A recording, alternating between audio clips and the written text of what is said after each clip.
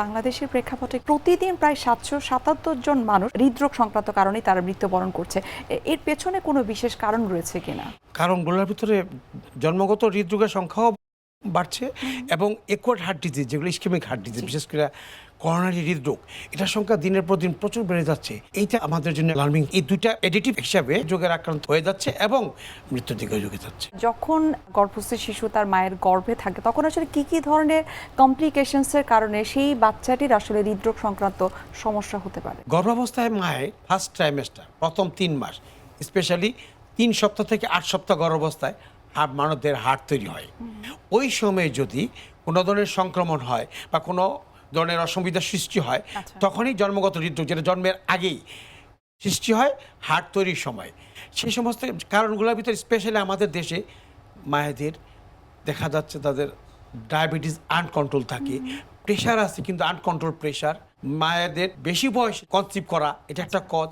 আবার দেখা যাচ্ছে রুবেলা ভাইরাস, যেটা আরও বেশি কমন, রুবেলা ভাইরাল ইনফেকশন মায়েদের হয়েছে, ট্রিটমেন্ট হয়নি, এই ধরনের। আবার কোনো মা দেখা যাচ্ছে অতিরিক্ত ব্যথার ওষুধ খাচ্ছেন, ব্যথানাশক ওষুধ খাচ্ছেন, NSAID যে কোনো ধরনের ড্রাগ।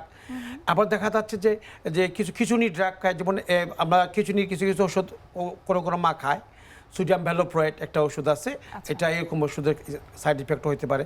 আবার ভালভ রিপ্লেসমেন্ট, বাত জ্বরের জন্য সেই সমস্ত এফেক্ট হয়। দেখা যাচ্ছে 5 থেকে 7 বছর বয়সে বাত জ্বর হয়েছে, তাদের দেখা যাচ্ছে কন্টিনিউয়াস এই মেল ট্রিটমেন্ট ঠিক মতো নেয়নি, 15 থেকে 20 বছরের মাথায় তাদের দেখা যাচ্ছে ভালভ ইনভলভমেন্ট হয়ে গেছে, স্পেশালি মাইট্রাল এবং aortic valve. Mitral valve involvement বেশি হয় যাদের এরকম ভালভের দেখা যাচ্ছে সিভিয়ার মাইট্রাল স্টেনোসিস বা মাইট্রাল রিগাজিটেশন, ভালভ খুবই সংকুচিত হয়ে গেছে অথবা ভালভ লিক করে, সেই ক্ষেত্রে ভালভ রিপ্লেসমেন্ট ছাড়া অন্য কোনো উপায় থাকে না।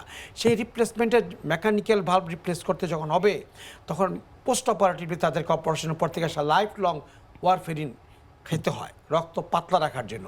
এই ওয়ারফেরিন একটা ড্রাগ, যেটা কমপ্লিকেশন হিসাবে পায়ের জন্মগত হৃদরোগ হইতে পারে। যে সমস্ত বাচ্চাদের এই জন্মগত হৃদরোগ হচ্ছে, তাদের হার্টের যে 2 বা 3টে চেম্বারে যে হোল থাকে, সেই হোলটা কিভাবে আসলে সেটাকে বন্ধ করা যায়, বা যদি কোনো কারণে যদি সেটা রিকভারি না হয়, পরবর্তীতে কী ধরনের কনসিকুয়েন্স বা কমপ্লিকেশনস তাদের হতে পারে? জন্মগত হৃদরোগের দেয়ালে ছিদ্র ছাড়াও ভালভ মানে গেট, আমরা বলি হার্টের 4টা গেট থাকে, কিন্তু ভালভের স্টেনোসিস থাকতে পারে, দেয়ালে ছিদ্র থাকতে পারে। আবার দেখা যাচ্ছে রক্তনালীর অসামঞ্জস্য সংযোগ, যেটা জন্মের আগে দরকার ছিল, জন্মের পর এটা দরকার ছিল না, বন্ধ হয়ে যাওয়ার কথা ছিল, বন্ধ হয়নি। যেমন একটা আপনি প্যাটেন্ট ডাক্টাস আর্টারিওসাস, মানে যেটা দিয়ে জন্মের আগে মায়ের পেটে গর্ভস্থ থাকাকালীন দরকার ছিল, জন্মের পর বন্ধ হয়নি, সেটাও একটা রোগ, যেটা আপনার জন্মগত হৃদরোগ, সেটা দিয়েও সমস্যা হতে পারে। এখন যদি এই সমস্ত রোগ হয়, দেয়ালে ছিদ্র বা প্যাটেন্ট ডাক্তার থাকে বা ভালভ স্টেনোসিস থাকে, সেগুলো মানে বাচ্চা ঠিক মতন জন্মগ্রহণ করতে পারলে, যদি মায়ের আগে থাকতে আমরা জানতে পারি, তাহলে তারা যদি একটা ভালো একটা হসপিটালে through antenatal check up complete করে একটা টার্সিয়ারি হসপিটালে তারা ডেলিভারি করতে পারে, তাদের চিকিৎসা আমাদের বাংলাদেশে সম্ভব এবং সুন্দরভাবে চিকিৎসা হয়।